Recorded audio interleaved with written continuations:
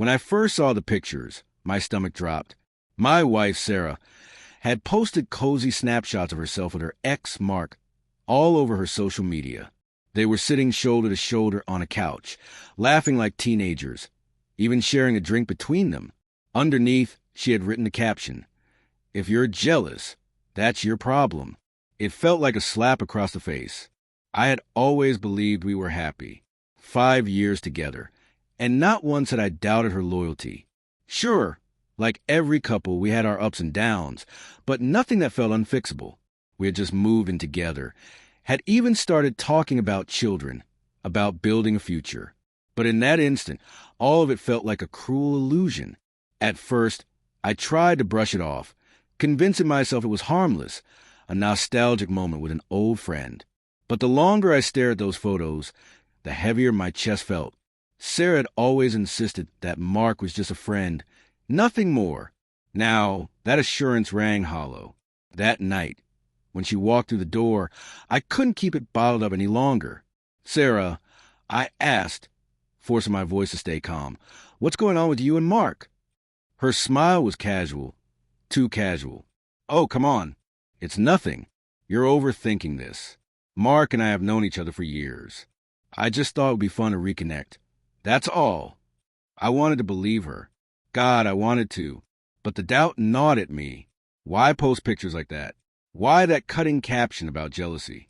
She rolled her eyes at me. "You're the one making it a big deal. If you're insecure, that's not my problem. I thought you trusted me." Her words cut deep. Insecure. That's what she thought of me? I wasn't insecure. I was wounded. I wanted to tell her that. But the words never came. The days that followed were heavy with silence. I couldn't shake the images from my mind, or the coldness in her response.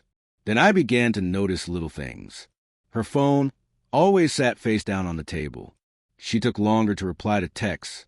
There was a distance in her eyes that hadn't been there before.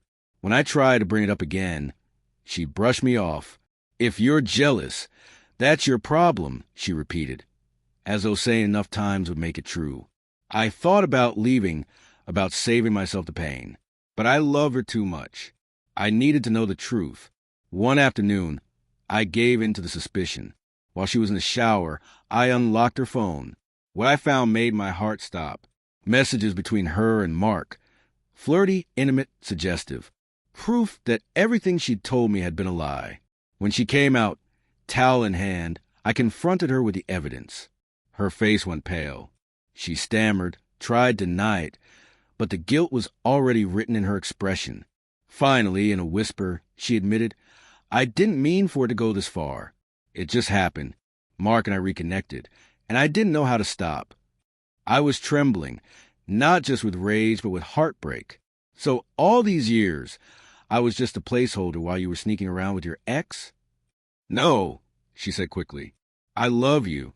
I never wanted to hurt you. But it didn't matter anymore. The trust was gone. The bond we had was shattered, and there was no way to piece it back together. That night, I packed my bags. As I walked out the door, Sarah stood frozen, disbelief in her eyes. I didn't look back. Why would I? There's no point staying where love isn't real, where respect doesn't exist. In the days that followed, she called, texted, begged for forgiveness. But my decision was made. The pictures, the lies, the betrayal, they had buried us. I never spoke to her again. Yes, it hurt, but it was the only way to move forward. I deserved more than someone who would rather flirt with an ex than cherish the man who stood by her. And as for her words, "If you're jealous, that's your problem," she was right about one thing. It wasn't my problem anymore. It was hers.